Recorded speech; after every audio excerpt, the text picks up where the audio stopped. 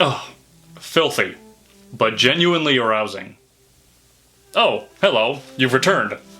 The last time we spoke, we questioned many things, the mysteries of the universe, the meaning of life, and all things surrounding metal philosophy. But today, I thought it would be good to do a lesson in metal vocabulary. As many of you know, the English language has evolved multiple times over the centuries, and it has not stopped, especially when it came to metalheads. So today, I'll be going over a few commonly used phrases and words that metalheads use, and the history behind them.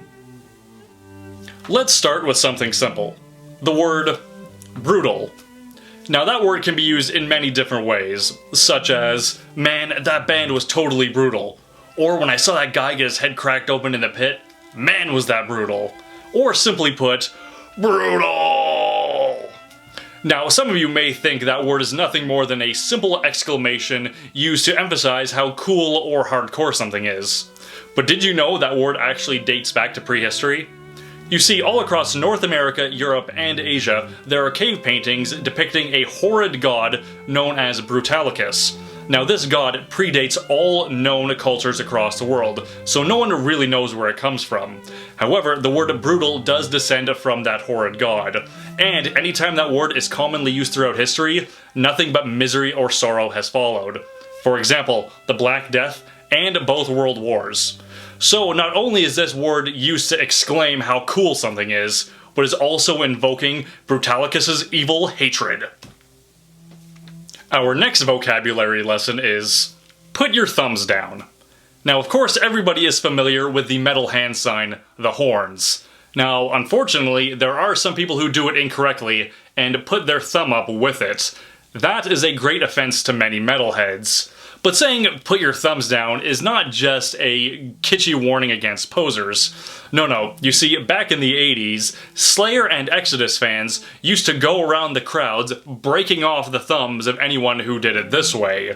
There are rumors that they would take the thumbs and turn them into necklaces, however, that is unconfirmed.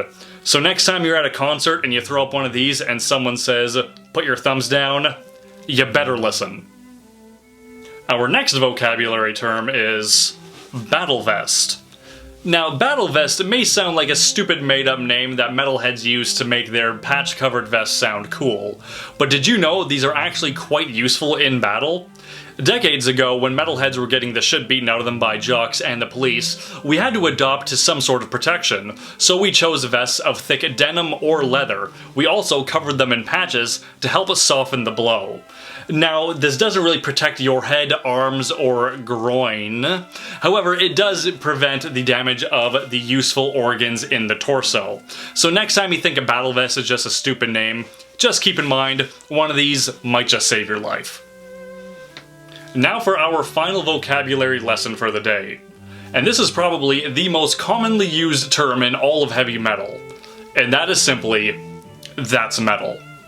Now this phrase dates back to an old folktale from the medieval period. The tale goes that there was this great battle across Europe, fought by knights and Vikings. One of the knights took a horrible axe wound to the chest, and as he lay there dying, his brother in arms ran up to him and said, "What's wrong with you?" And he simply said before dying, "It was metal." Now his friend after the battle went home, took out his lute, and wrote possibly the most bitching lute solo there ever was. And he called that song, That's Metal. So next time you scream that at your favorite song or band or at a concert, you're not just saying it out of your love for metal. You're saying it out of the love for your metal brothers, damn it. So those are all of the metal vocabulary lessons I have for you today. I hope you found this video very informative and educational.